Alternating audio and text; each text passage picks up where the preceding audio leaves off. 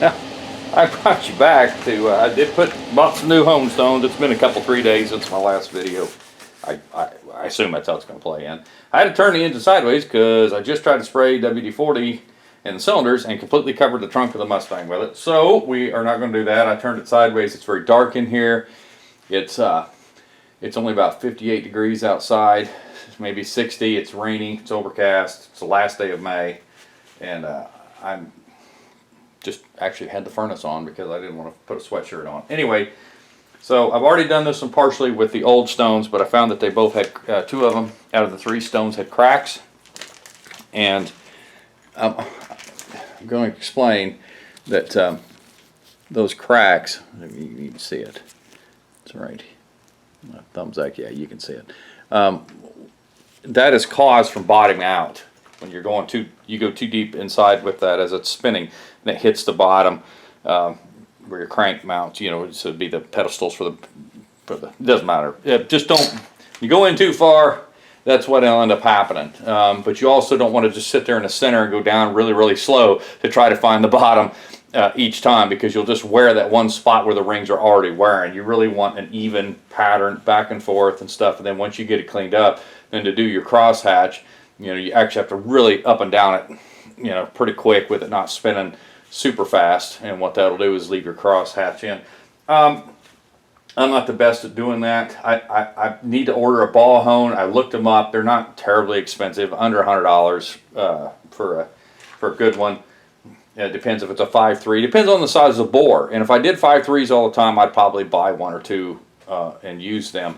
The problem is that the top of the mark on this is like the one ball hone is its max is what this one actually is, what the bore is, the max bore on this. And then the next step up is like right at the very bottom, and then goes up like 4" or whatever it is. And the problem with that is then you're shoving that one in the hole because it's designed to run a little bit bigger than that, like a 4" or a inch and 3 and whatever. It doesn't make a difference. I'm not saying it wouldn't work, and I may have to experiment with it, but I really am going to do more 6 liters. This is probably one of the last 5.3s I'll do for a while. The advantage of doing a 5.3, buying one for 5.3, of course, it will also fit a 4.8, because of course they share the same block on the Gen 3s. I assume on the 4s. I don't even know if they made the 4.8 past. I know they did. I've seen the 4.8s in these the next generation of pickup trucks, 07 or newer. I just don't know. I have not been around them that much. Anyway. So I'm going to stand in front of the camera is a problem, but I wanted you to see that I am actually doing it. And these are brand new stones that just put on. Make sure that you lube them up individual to begin with, because they have not, you know, they are dry. They're right out of the package.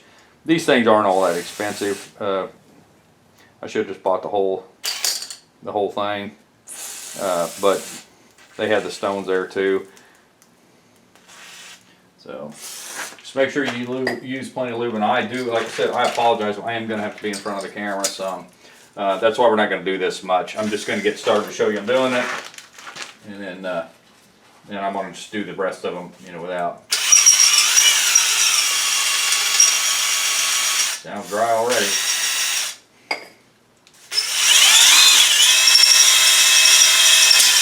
Hit bottom.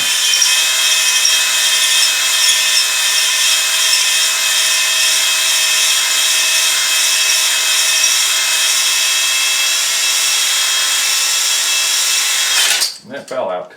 Let's just see what a little bit did. Oh yeah, it's a whole lot better than what that other one did, because the other one I had it spinning too slow. You don't want your top speed, and that really isn't going to do you any good, because you can see the difference. Well, possibly you can. I don't know what angle you're looking at.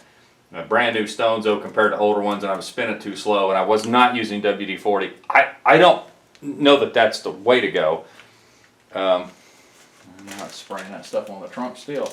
Except now it's nasty stuff. I'm going to have to do something different, guys. I may not be able to finish this today because I need a better day to do this.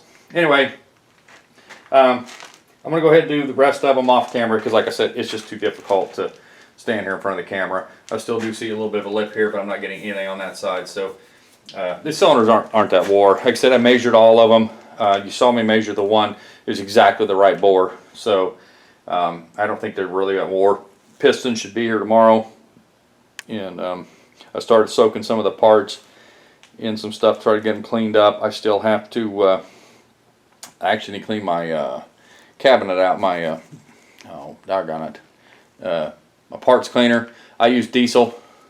It's, well, it was less expensive at the time.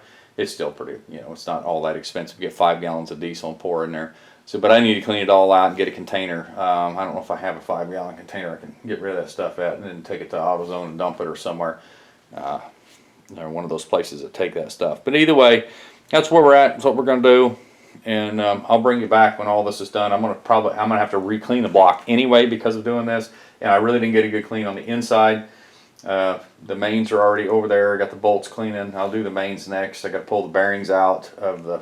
I haven't even pulled them out of the top of the block yet. Bottom of the block, top of the, where the crank goes. Anyway, so next time you see this block, hopefully it's clean and about ready for assembly. I'm still going to, of course, put the new bearings in, then plastic gauge it just to make sure. I need to look the crank over. Anyway, I may take it down to the machine shop and at least have them polish it up. And so anyway, next thing you'll see is hopefully these cylinders and the block is better looking than it is. Now forgive the mess. I don't know where this is going to come in on the video, so I do apologize. But basically, I'm going to start installing pistons on rods. I took them off. I don't even remember if I showed anybody anything. I'm going with I probably did not when I took them apart, but that's because I'm so pressed for time. It's just not funny. Anyway, with that being said, the rods are clean. Obviously the pistons are off. The factory GM used the standard C-clip. They're very easy to get apart. The new ones, Speed Pro pistons, sealed power, whatever you want to call them, because they're all the same. They use, let's see if I can get you where you can actually see it. They use these. So, pretty simple deal. Now, I took pictures of these before I took it apart. I'm going to reach across to you to pick up one of the new pistons. Come looking like this. Oops. How about where you can see it? They're in a little plastic bag. Don't throw the bag away yet, because my shop is a mess. Because, again, I lost my shop due to a roof collapse, so this place is still a mess. Alright, with that said, when I was looking at all these before I took them apart, each one of the rods has flat here in the center of this I-beam, if you want to call it that, and on the other side there's some type of a nipple or whatever you want to call it sticking out on that side. The pictures I took showed the dot on the piston. As you can see, it's got a dot there on that one side, the opposite side. Now that is in my case. I assume they're all the same. So when you put this together, the one without tit on that side, it'll go just like this. Okay, so let's keep that in mind. I took a video and pictures before I took it apart because I've not had to do this before because all your Gen 3s are pressed on, so you usually take it to a machine shop if you need this done. So it comes piston and pin, and these are in a separate bag. Obviously one side can be put on right away. I am using an extra long pair of needle pliers. You don't need to. Mine has actually been at the end from what I shouldn't have probably been using them for at one point. So it actually grabs these a lot better.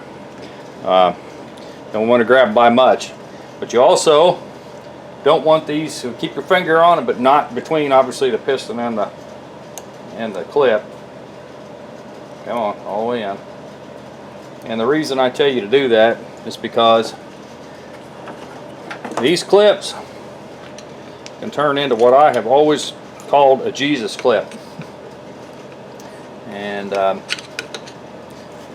me grab it. And for those of you who I know you know what I'm talking about, if you've ever done like rear drum brakes or something that requires these little clips, and they've got. Now let me pull this out so I can show you what it looks like. You can see where it goes. If you look inside the new piston, you can actually see that actually has a place that they ride in. So when they're in all the way, that's what it's going to look like. You can actually see it's in, that clip is in 100%. What those do is stop that pin from moving, obviously one way or the other. So when it's together, obviously you got to put a pin on the other side, stop the wrist pin from moving. Being what these called a floating piston, they actually always float on the piston. They don't float on the rod. So These are actually have bushings in them. You can see they have place for oil. If you can see that there. That little V cut in there. It's on both sides. And what that's for is to allow oil to keep in here, because these actually, this is where they're always pressed. In this case, they float. That's why they call them a floating pin, floating piston, whatever you want to call it. So make sure everything's clean, which I said I've already done. And I'm still using assembly lube, which I need a new one before I start putting the engine together. A little bit of this is great, a lot is better. This is one of them times that it's a good idea to be overly and put it on the sides. It's not really supposed to ride on there, but it gives something for the piston. You know, when you first start, it kind of move itself. It doesn't look like they actually ride there and move on them. I still see machine, cuts on them and stuff.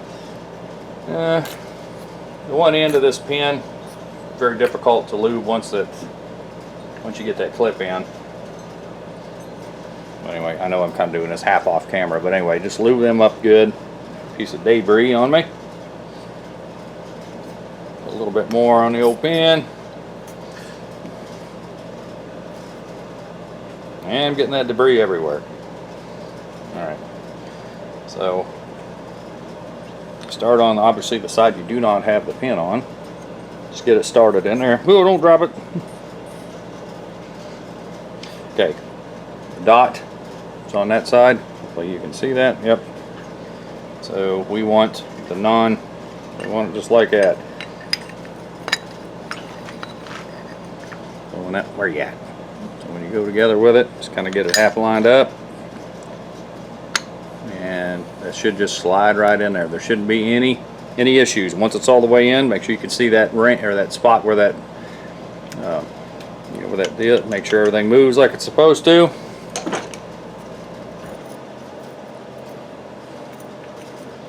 Come on. I got it backwards for you. Anyway, the reason I've always called these the Jesus clip is because you're sitting there in half dart down trying to put a set of brakes on, drum brakes or something like that, or even one of these, and you're trying to get it done and you're trying to pay attention to what's going on, and all of a sudden that thing clips off and you hear that thing ding ding ding across the shop and it disappears into oblivion. The reason I call that a Jesus clip is because only Jesus knows where it's at. You aren't going to find it. So just like that, and it's in. Make sure everything still moves. You still have slop back and forth. I mean, you don't want anything loose. What I mean is you want that rod to move on that. So anyway, just make sure it's like that. Now the reason I'm not putting the rings on it yet, I'm putting it back in the plastic bags so nothing gets damaged, because again, my shop is a mess. Just because we're going to, I'm going to leave the rings off and I'm going to do what I did before. I'm going to actually plastic gauge the crank. You don't want the rings on there to do that.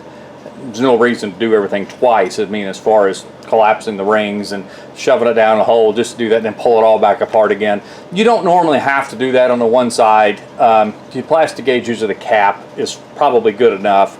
So you could probably leave the rods and stuff on there, put everything together and just do the one side.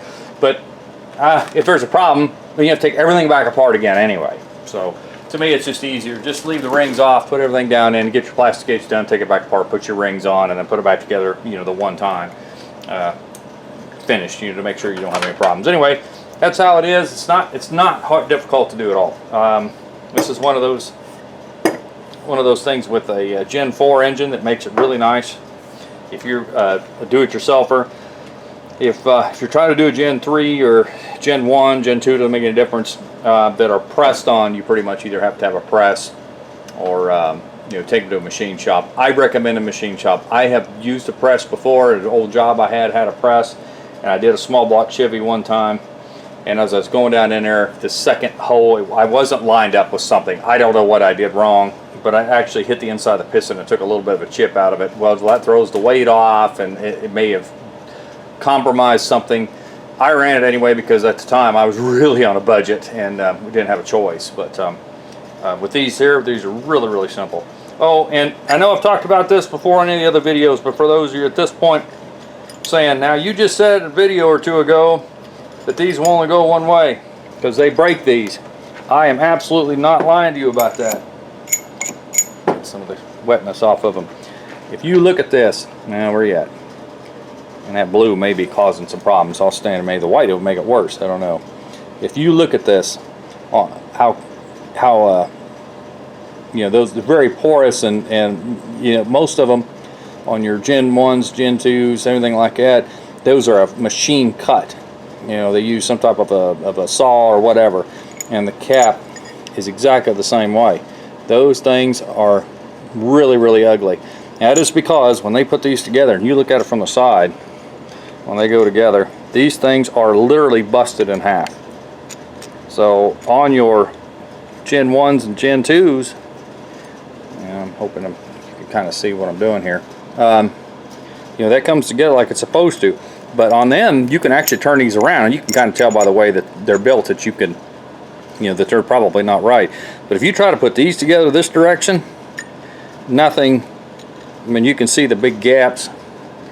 And maybe you can, definitely can that side right there. I mean, look at that gap in that. I mean, there's just no way that's going to bolt down proper. So when I tell you they break these, they are literally broke in half. You can really see, if I can get this to focus in. Probably not. I mean, you can see especially how bad right there on that one side is. So anyway, guys, when I say that you can only use the one rod and cap together, that is exactly what I mean. You cannot interchange the cap with another rod. It's just not going to happen. And you can't put these on backwards either. It's obviously it will not fit upright. You'll have a bunch of slopper to be so tight it'll tear the motor up the second it tries to start. It'll lock it up where you can't turn it over. So anyway, keep that in mind. Please make sure you mark everything. Please make sure you pay attention. And if you tear up a rod, or you got one that's been bent for some reason, hydrolocked or whatever like that, make sure you get a whole rod, the whole thing, not just part of it. All right, guys, I'll bring you back when everything's together and I start assembling. I'm still somewhat cleaning parts. All the bolts are done, oil pan's done, valve covers, you know, all that stuff is pretty much done. Mains, rocker assemblies. I do not have the heads took apart yet. I'm going to do that on a separate video because I have two bolts that are broke off, which is really normal on the LS engine, especially driver's side. Both the end ones are broke, and so I'll show you a way. Well, I'll show you a way to try to get them bolts out, not the way. There is a lot of different ways to do it. When they are in an engine or in a bay, and you have to try to fix that while on the fly, while the head is in there, especially the driver's side, guys, that's a booger. It's hard to get your hands up in there. It's hard to get anything done. So if you really want to watch this, how to do them, especially the pickup trucks, maybe I better be more specific. South Main Auto. He's out of New York. He's got his own YouTube channel, so it's called. I have gone to him several times, not personally, I'm talking about watching his videos on different things. He owns, like I said, his own shop, and the last video he put out was there's two parts to it that I could, well, maybe not, when you get this video, I don't know how many he's had, but he actually showed how to do that, because he had to replace the manifolds on both sides because they both leaked, and a guy just bought everything new manifolds, new bolts, new everything, and he had two broke on the driver's side. So he kind of shows you how to do it in block. I'm not going to show you how to do it in block, because my pickup, my 01, has had a broken stud since I bought it in 2012. It's not leaking. I'm not going to fix it until I have to. So anyway, all right, guys, I'm going to get out of here. Bring you back next time.